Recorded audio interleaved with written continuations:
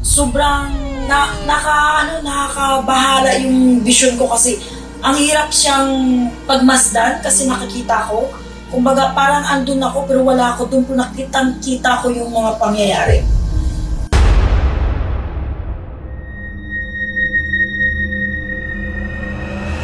Hello po mga ka-PTV, sa video na ito ay tatalakayin natin ang magugulat ang mga residente sa sunod-sunod na hamon ng kalikasan sa kanilang lugar.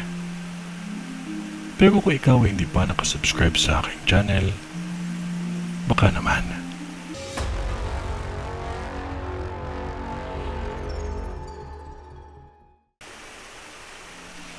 May nakikita akong isang malaking aksidente na kung saan masasabi ng mga residente dito na ito na ang pinakamalaking aksidente na nangyari sa history nila.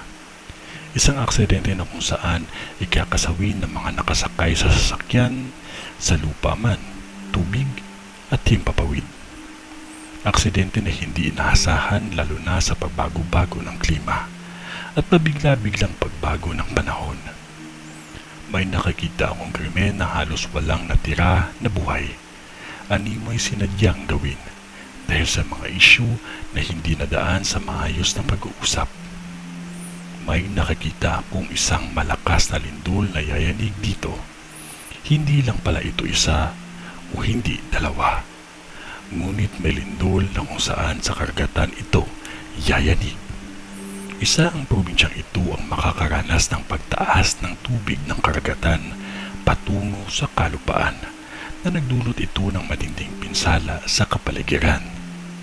May nakikita akong mataas na opisyal o mga taong kilala sa politika na kung saan ay humantong sa isang pangyayari na dahilan ng kanilang ikakasawi. May nakikita akong dalawang tulay na ang bahagi nito ay gumuho. At ang isang tulay ay kahoy ito na bumagsak bigla at ang isa semento. May isang lugar din na kung saan nahati ang bahagi ng lupa nito sa gitna. May nakikita akong laman dagat na halos puno ang dalampasigan at halos libu-libong ibon ang lumabas sa kalawakan. Mga hayop na umiikot-ikot ng paulit-ulit sa isang bilog lang. Ito ay isang tinding babala na dapat ay hindi natin binabaliwala. Nakikita ko ang malaking ipo-ipo na kaya nitong hagipin ang isang mabigat na bagay. Sa panahon ng tag-ulan o bagyo, maging handa lamang ang lahat dahil kung gaano man katindi ang init na nararanasan natin, siya din katindi ang bagsik ng bagyo at hangin.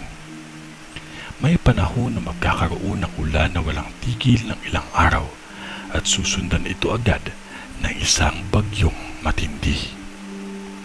Huwag nating pairalin ang takot sa ating isipan. Manalangin lamang tayo palagi dahil sa hamon ng kalikasan, Diyos ang ating sandigan. Ito ay ang bisyon ni Madam sa Zamboanga. Sa ngalan ng Diyos Ama, ng Diyos Anak, at ng Diyos Espiritu Santo.